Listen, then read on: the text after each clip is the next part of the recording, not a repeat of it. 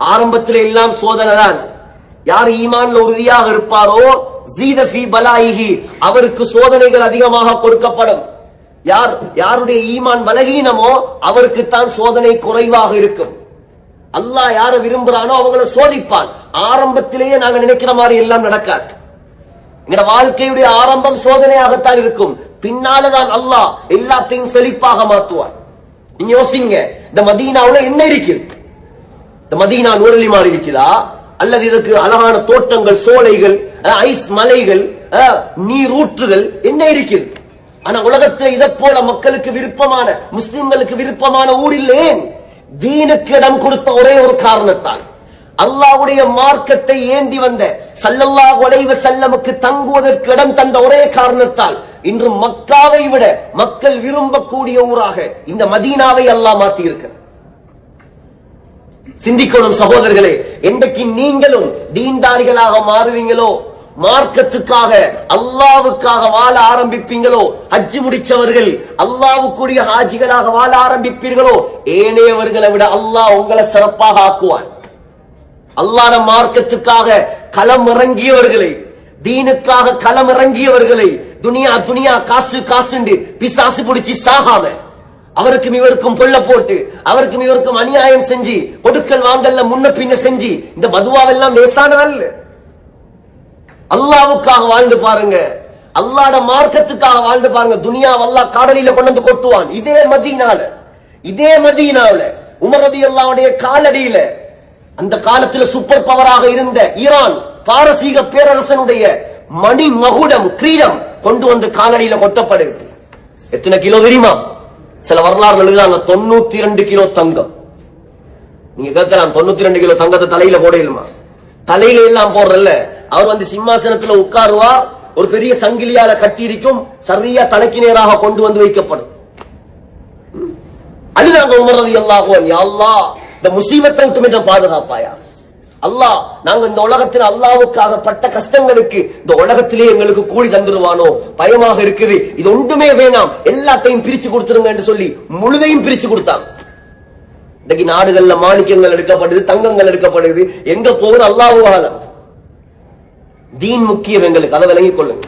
இது நான் எனக்கு பேசுறது உங்களுக்கு அல்ல. எங்களுக்கும் பலரும் வரும்போது போகும்போதும் அல்லாஹ் எங்களையும் டெஸ்ட் பண்ணுவான். எங்கட சின்ன துனியாவுல சாயுதா, தீன் பக்கம் உறுதியாக இருக்கிறார். மார்க்கம் முக்கியம், அல்லாஹ் முக்கியம். அல்லாஹ்வுக்கு கொடுத்த ஒரே மரியாதை தான் இந்த மதீனா இன்றும் மரியாதையான பூமியாக இருக்கு. முதலாவது பிரச்சனை காய்ச்சல், இந்த ஊர்ல இருந்த நோயே அல்லாஹ் இல்லாமல் ஆக்கி. இரண்டாவது பிரச்சனை என்ன? குடிக்கிறதுக்கு தண்ணி இல்ல. ஒரே ஒரு கிணறு, பிரபல்யமான கிணறு பிரு ரூமா. மொத்தம் ஸல்லல்லாஹு அலைஹி வஸல்லம் 7 கிணறுகள், 20 லட்சம் கிணறுகள் பாவித்தாங்க என்று வருது பின்னால உள்ள காலங்கள்ல. ஆனா ஒரே ஒரு கிணறு தான் இருந்துச்சு, பிரு ரூமா. ரூமா என்ற யகூதியுடைய கிணறு. அவன் சல்லிக்குத்தான் தண்ணி விற்பான். அந்த கிணத்துக்கு பக்கத்துல வைத்து அந்த கிணத்துடைய தண்ணியை குடிக்கிற பாக்கியத்தை அல்லாஹ் தந்தார். அந்த கிணத்துக்கு பக்கத்துல ஸ்ரீலங்காவுடைய ஒரு ஆலிம், நான் நினைக்கிறேன் அவருடைய பேர் ஞாபகம் இல்ல, அத்தர் கடையும் வச்சிருக்காரு. ஸ்ரீலங்கா ஊதெல்லாம் வச்சு தண்ணி எடுத்து எங்களுக்கு தந்தாங்க, சம்சம போல இருக்கு. ஸல்லல்லாஹு அலைஹி வஸல்லம் அந்த ரூமா கிட்ட போய் கேட்டாங்க, ரூமா, இந்த கிணத்தனி முஸ்லிம்களுக்கு நீ ஃப்ரீயாக தந்தா உனக்கு நான் சொர்க்கத்தில் ஒரு நீரூற்றை வாங்கி தருவேன். அவர் நீ ஈமான் இல்லாதவர், அப்படியெல்லாம் தரையலான்றார். இந்த செய்தி ஸல்லல்லாஹு அலைஹி வஸல்லம் உடைய இந்த வேண்டுகோள் மறுக்கப்பட்ட இந்த செய்தி உடனே வந்தது உஸ்மான் ரலியல்லாஹுடைய காதுக்கு. உங்களுக்கு தெரியும், ஜன்னத்துல் பக்கீல 4 கலீஃபாக்கள்ல அடக்கப்பட்டிருக்கக்கூடிய ஒரே கலீஃபா உஸ்மான் ரலியல்லாஹு. உஸ்மான் ரலியல்லாஹு கபர் நேராக இருக்குதுன்னு சொல்றாங்க, போனத்தோட வலப்பக்கத்தில் இருக்குதுன்னு சொல்றாங்க. அல்லாஹு ஆலம். எங்களுக்கு சரியாக அடையாளம் காட்ட தெரியாது, முன்னே உள்ள பழையவங்களுக்கு தான் தெரியும்.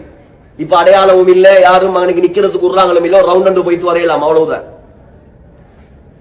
வந்து சொன்னாங்க, யா ரசூலல்லாஹ், அந்த கிணத்தை நான் வாங்கி தந்தால், புகாரில வருது, ஸல்லல்லாஹு அலைஹி வஸல்லம் என்ன பயானும் பண்ணினாங்க, மன் ஜஹஸ பி'r ரூமா மன் ஹஃபர பி'r ரூமா ஃபலஹுல் ஜன்னா. யார் இந்த ரூமாவுடைய கிணத்தை வாங்கி தோண்டி தருவாரோ முஸ்லிம்களுக்கு, அவருக்கு சொர்க்கத்துக்கு நான் பொறுப்புண்டான். போய் கொண்டார். உஸ்மான் ரலியல்லாஹு அன்ஹு, யா ரசூலல்லாஹ், நான் வாங்கி தந்தா எனக்கு சொர்க்கமா? நான் வாங்கி தந்தா எனக்கு சொர்க்கத்துல தண்ணி கிடைக்குமா? நிச்சயமாக உஸ்மான். வந்தார் ரூமாவிடத்துல. ரூமா அந்த கிணத்தா. அவன் சொன்னார், விக்கலாது, சின்ன பணத்துக்கு தானே நீ தரமாட்டாய். 35,000 வெள்ளிக்காசுகளை அள்ளி கொட்டினார். யோசிங்க, போன கவர்மெண்ட்ல 5,000 ரூபாய்க்கு நாங்க வாங்கின சாமானை இப்ப வாங்கிடலாம். அதுக்கு முன்னால நாங்க 1000 ரூபாய்க்கு வாங்கின சாமான இப்ப 5,000 10,000 கொடுத்தாலும் ஸ்ரீலங்கால வாங்கலாதே. நாட்கள் போக போக பணத்துடைய பணவீக்கம், பணத்துக்கு பொறுமதியே இல்லை. நான் சொல்லக்கூடிய வரலாறு, 35,000 வெள்ளி கட்டிகளை கொடுத்து வாங்கின அந்த கிணறு 1400 ஆண்டுகளுக்கு முன்னால் நடந்த வரலாறு. எந்த மைசூர் மகாராணியும் குடிக்கிற தண்ணிக்கு அவ்வளோ காசு பணங்களை செலவழித்திருக்க முடியாது. எதற்காக செலவழிச்சார்? அல்லாஹ்வுக்கா, சொர்க்கம் வேண்டும் என்ற ஒரே ஒரு நோக்கத்துக்கா வாங்கி கொடுத்தார்.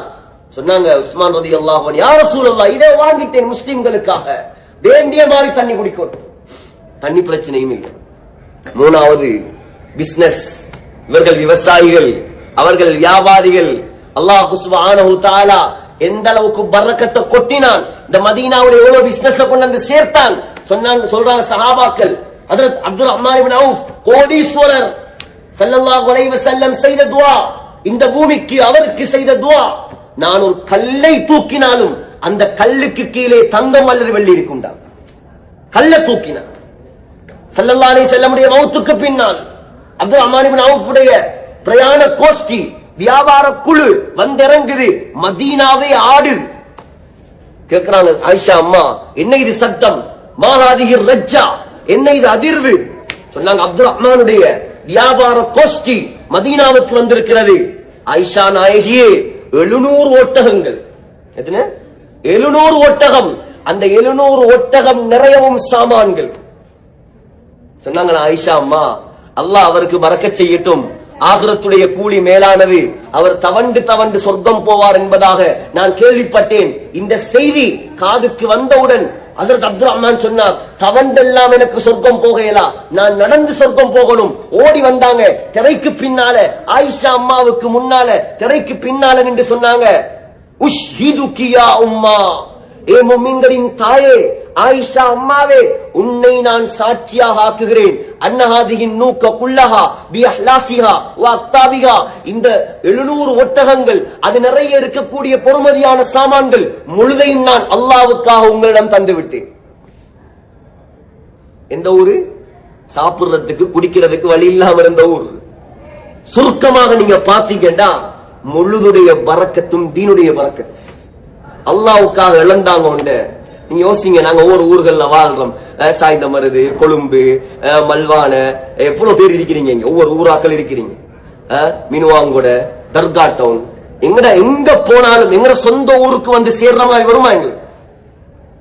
நான் உலகத்துல எந்த மூளைக்கெல்லாம் நாங்க போறோம், எங்கட ஊருக்கு வந்து இப்ப முழு பேர சிந்தனையும் என்ன? நாட்டுக்கு போய் ஊர்ல போய் இறங்கி கொஞ்சாதிர கையால அம்மாட கையால ஒரு புளியானம் நல்லா உடப்பா குடிக்கணுமா? ஏன் நாக்கெல்லாம் செத்து போயிருச்சு?